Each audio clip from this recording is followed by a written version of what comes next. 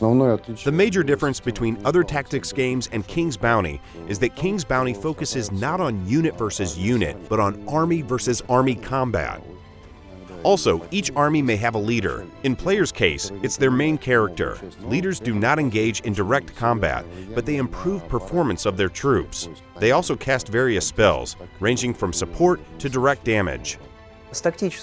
Tactics-wise, the most important new feature of King's Bounty 2 is that we now have 3D arenas that allow players to use differences in height and various features of the land to gain actual tactical advantage. 3D arenas cause you to think differently, even about familiar units. Take archers, for example.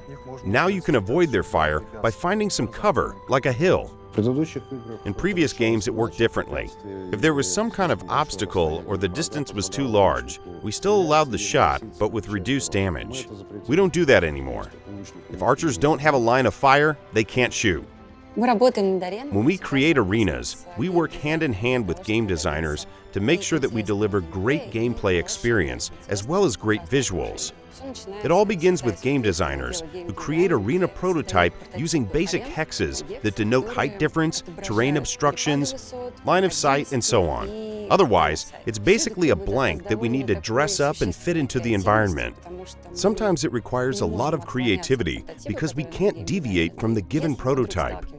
But if we encounter some significant problem that we can't solve without deviating from the prototype, game designers are always willing to listen and work together to make sure that arena will be both interesting to play and look good. So we have a great teamwork. One of our most recent features is the ability to receive aid from allies in the battle. It means that if you complete certain quests, you get some additional troops for the duration of the battle. Of course, those troops depend on what faction you decided to ally with, what quest did you complete, and what moral choices you've made. For example, there's a quest about a gang at the old outpost. The player must pass through the outpost, and if they fulfill certain conditions, they'll get an allied unit that will spawn close to enemy archers and keep them occupied. So the player will get a tactical advantage and will be able to assault the bridge without suffering losses from enemy arrows. We try to make a rather flexible system because we want players to regularly change the composition of their army, picking specific units for specific fights to solve the tactical puzzles we've prepared for them. For example, we have undead units, and some of them have very high resistance to long-range attacks. So you can't hang back and exchange shots with them. They will inevitably outshoot you. Before a fight begins, players will see the composition of the enemy army and can look up enemy stats, abilities, and so on. They can choose not to start the fight, change the composition of their army, and only then engage in battle.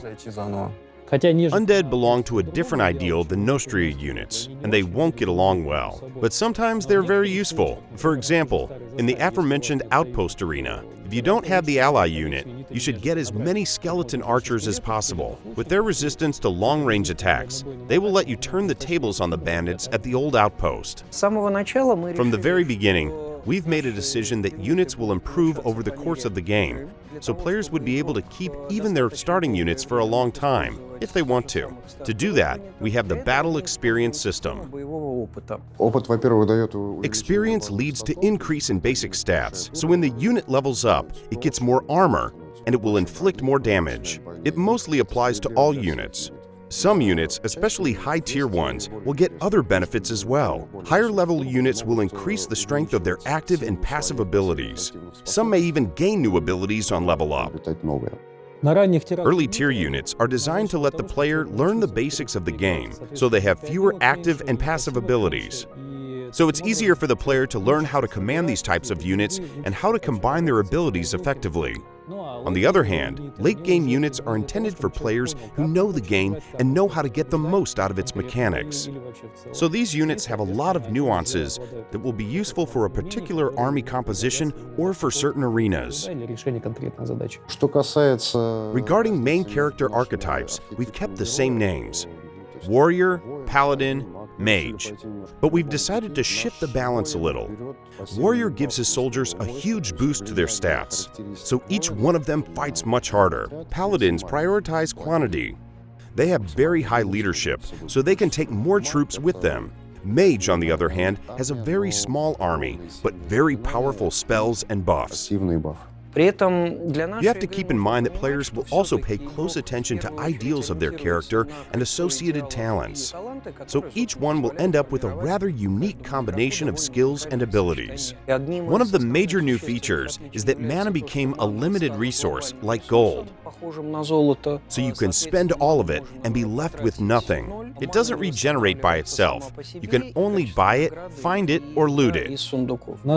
Mana became a finite resource for story reasons. Mana is the life force of this world. It's energy, it's warmth. The world of Antara is dying. It's getting colder, which leads to the appearance of blight. And the first sign of it is that mana became finite. Second major difference is that now you don't need crystals to learn and upgrade your spells. To learn a spell, first you need to find a teacher. There are a few of them all over the world. Some of the most powerful spells will also require you to complete a quest. In Katauri's game, there were 3 schools of magic with distinct ideology, like chaos and order. In our game, schools of magic are based on elements. There are 8 basic elements in the world of Antara, and each school of magic has access to 2 of them. For example, we have School of Light and Life. So obviously they'll have a lot of buffs and spells that influence your target's health, as well as some high-level direct damage spells. So we have a lot of spells, and they're very varied, so I think players will find a practical use for each one of them. Besides combat magic, we'll also have world magic. Probably talk about it in depth in one of our following videos, but it's going to be as useful as it was in the original King's Bounty.